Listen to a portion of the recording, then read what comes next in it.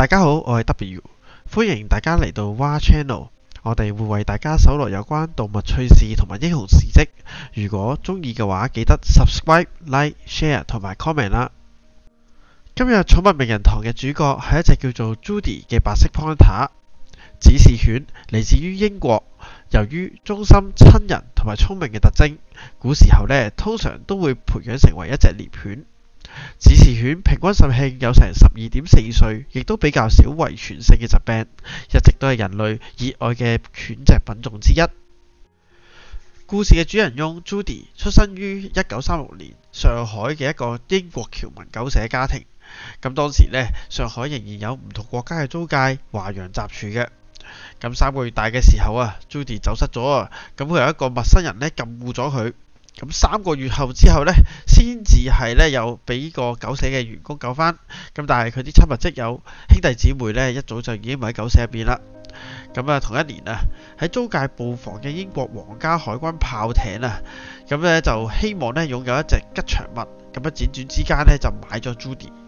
咁啲船員呢，本來呢係想訓練 Judy 成為一個獵犬嘅，但係好可惜啊，佢又冇天賦喎，所以呢，只係能夠呢當佢係一個寵物咁樣照顧。咁冇幾耐之後啊 ，Judy 呢喺船上面行下，一個唔留神跌咗落水喎。咁啲船員呢就即刻又要停船救狗啦。咁經過呢件事之後啊，咁啲船員呢就話呢個係 Judy 嘅受洗儀式啦。咁啊，船長呢甚至乎呢就開玩笑咁講多謝 Judy， 我哋呢先至有呢個落水嘅演習咁話啊。不過呢，日子耐咗啊，大家都發現到呢，原來Judy 呢都有啲過人嘅地方嘅。咁啊，佢哋發現呢 Judy 嘅嗅覺係好驚人嘅，佢哋可以好早呢就知道呢有嗰啲夜香船，即係糞船嘅出現。由於呢嗰陣時呢長江嘅河面呢仍然有好多呢倒夜香嘅運輸船啊。如果呢你冇喺嗰啲船經過嘅時候呢，緊閉個船艙嘅話呢，啲味道呢久久不能散去，非常之敵人嘅。咁之後啊，亦都發現Judy 呢亦都會提早預警到一啲河道嘅入侵啊，咁啊保衛咗一個艦隻安全啦。咁有時候放假嘅時候呢，水手亦都會帶Judy 去到郊外散步嘅。咁有意無意呢，都發現Judy 呢會引開佢哋。有一次個士兵呢回頭望，先發現原來好遠嘅地方有一隻炮啊！咁各種神奇嘅故事呢喺呢個炮艦入邊呢傳開，咁大家呢都覺得 Judy 呢係一隻好神奇嘅指示犬。喺1938年年初，當日本入侵中國嘅時候呢 Judy 呢就同另一隻炮艇嘅指示犬成婚，咁生咗13隻狗仔咁幸福嘅。咁當然啦，由於嗰陣時嘅醫療水平呢比較差啦，咁得10隻呢係幸存落嚟嘅。咁Judy 亦都冇 keep 到任何一隻啦，咁全部亦都送晒出去嘅。咁1939年Judy 同埋部分嘅水手呢就調到去炮艦皇家海軍嘅 Grasshopper 嗰度服役。咁之後呢，英國對德宣戰，咁呢個 Grasshopper 呢被調到呢去新加坡，呢個比較相對安穩嘅地方，過住安穩嘅日子。好景不常，1941年年底日本偷襲珍珠港，太平洋戰爭呢正式爆發啦。咁日本呢隨即呢進攻東南亞，由於盟軍呢仲喺個歐洲嗰度血戰緊，根本就冇法子兼顧亞洲戰場。日軍呢勢如破竹，已經逐步呢吞併咗中南半島噶啦。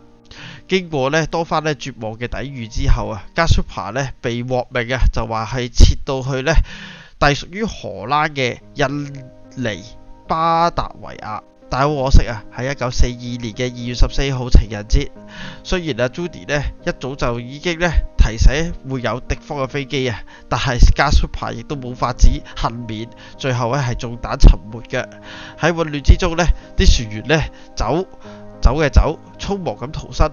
佢哋呢去到一個無人嘅島嶼，咁嗰度冇水冇物資，咁啲船員呢點算下人數嘅情況底下呢，發現 Judy 都唔喺度。於是呢，佢哋呢就派一個船員叫懷特嘅人，就去返沉船嘅地方，揾下會唔會有啲有用嘅物資，順便睇下會唔會 Judy 仲喺嗰度。咁當懷特呢翻返去沉船嘅時候，嗰個位置啦，佢喺黑暗之中呢，好似感覺到個 Judy 嘅一啲嘅呻吟嘅聲音，所以呢，佢呢就將浮喺水面嘅櫃呢就反轉，發現 Judy 真係喺度。咁佢帶咗少少物資同埋阿 Judy 翻個海灘上面。雖然阿懷特呢揾到一啲嘅物資啦，但係呢，其實呢啲物資根本就唔能夠俾咁多個幸存者消耗。再加上佢哋身上面嘅淡水呢已經係飲晒㗎啦。咁冇淡水嘅話，佢基本上呢冇法子生存得好耐嘅。就喺呢個時候呢，阿 Judy 呢居然跑埋喺一二角嗰度呢，一直掘咁大家呢好似睇笑話咁望住佢啦。點知幾分鐘之後呢，居然俾佢掘到一個淡水泉喺度喎。咁再加上呢，原來呢喺東南亞嘅夜晚呢，啲蛇蟲鼠蟻呢係非常之可怕嘅，將會係水手們呢嘅最大敵人。咁Judy 呢喺夜晚呢居然呢都唔瞓覺嘅，佢呢就會變成呢大家嘅守護神，避免呢佢哋受到呢毒蛇嘅威脅。過咗冇幾耐之後呢，啲英國嘅士兵呢發現原來佢哋呢可以去到蘇門答臘嘅話呢就有救啦。嗰度仲有一支嘅英軍可以幫助佢哋呢一齊去前往斯里蘭卡嘅，但係佢哋嗰個地方距離蘇門答臘呢要行成200英里，即係320公里啦。基本上呢係要穿越成個島嶼先去到嘅。期間呢，佢哋要經過重重嘅雨林沼澤。咁亦都好唔好彩咁樣 ，Judy 呢受到一個鱷魚嘅襲擊，佢嘅肩膊呢係受傷嘅。咁啲幸存者呢用有限嘅急救用品呢幫佢包紮傷口，總共係包紮咗15 cm 嘅傷口，咁犀利嘅。Judy 呢雖然呢身上面有15 cm 嘅傷口啦，但係佢亦都捱過咗呢段嘅旅程，去到巴當。但係一行嘅英軍呢發現佢哋最後都係離遲咗，最後一艘嘅撤離嘅船呢已經呢係走咗9日咁耐嘅啦。咁日軍呢就隨後抵達，俘虜咗佢哋。俘虜嘅時間係1942年嘅3月18號。佢哋呢最初喺巴當嗰度俾人哋關押，之後就俾人哋押咗去棉蘭嘅麥拉灣嗰度。喺嗰度嘅日軍呢非常之殘暴，各種嘅勞動酷刑，各式各樣嘅侮辱接踵而嚟。最初呢，集中營呢係唔允許呢狗隻呢係存在嘅。啲日本人呢諗住將 Judy 槍斃，但係呢，佢嘅主人 Frank William 呢就係苦苦哀求當時嘅日本話事人啦。最後呢，阿 Judy 呢係以呢個 81A Jugular Madden 嘅戰俘型號碼生存落嚟，亦都意味住 Judy 正式成為2次大戰入邊有官方號碼嘅狗戰俘。喺呢個集中營入邊 ，Judy 成為咗一眾戰俘嘅明星，因為呢，佢會警戒日本守衛嘅到嚟，咁甚至乎呢，佢見到人哋遇溺嘅時候會幫手揾一啲嘅漂浮物，等佢哋呢可以撐到呢營救。咁亦都呢會幫呢英軍呢係同當地嘅居民進行交易，咁甚至乎喺交易期間呢負責呢就係睇水。咁如果有危險嘅動物同埋日本嘅守衛到嚟嘅時候呢，咁佢亦都會呢係預警嘅。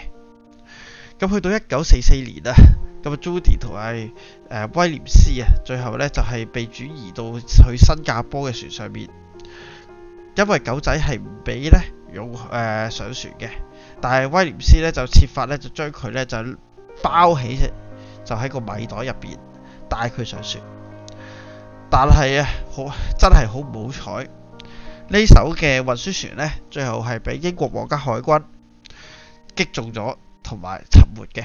咁700人嘅船呢，有500人係死咗嘅。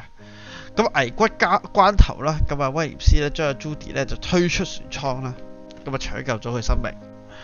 好彩嘅就係 Judy 係生還嘅，並且喺之後嘅歲月呢揾翻阿威廉斯，佢哋喺蘇門答臘島呢過咗一段時間，最後先翻去英國。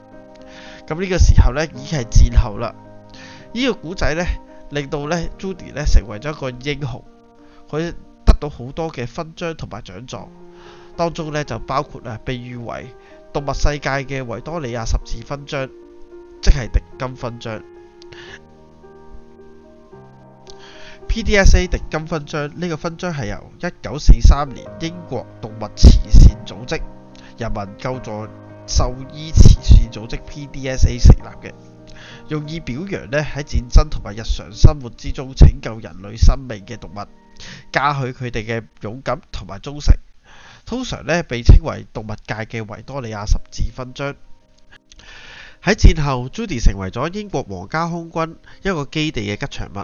咁佢亦都呢會同威廉斯一齊去旅行，訪問嗰啲失去親人嘅戰俘家屬，等佢哋呢有慰藉同支持嘅。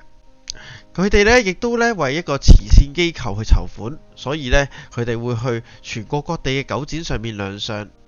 咁 Judy 喺1946年6月8號接受咗英國廣播公司 BBC 嘅訪問，佢嘅狗吠聲成為咗佢哋喺倫敦勝利慶典廣播節目中嘅一部分。咁喺一次嘅非洲之行期間呢 Judy 呢被診斷出呢患有呢個乳腺腫瘤，儘管已經進行咗手術啦，但係隨後 Judy 呢係感染咗破傷風，咁最後呢喺1950年呢被安樂死嘅。佢死嘅時候已經係14歲嘅啦。同佢一齊埋葬嘅有一件皇家空軍制服，身上呢亦都帶住佢嘅勳章。Judy 嘅英勇事蹟呢被好多人銘記，而且喺好多個場合上面呢已經進行咗紀念。佢嘅故事記錄咗喺《The Judy Story》一書入邊。如今 Judy 嘅遺物同埋勳章被展示喺倫敦嘅帝國戰爭博物館，以紀念佢喺戰爭中嘅貢獻。佢嘅勇敢同忠誠將會永遠地俾人們所懷念。大家嘅動物往往比大家想象更為偉大。我係 W， 下次為你講述其他寵物嘅不朽傳奇故事。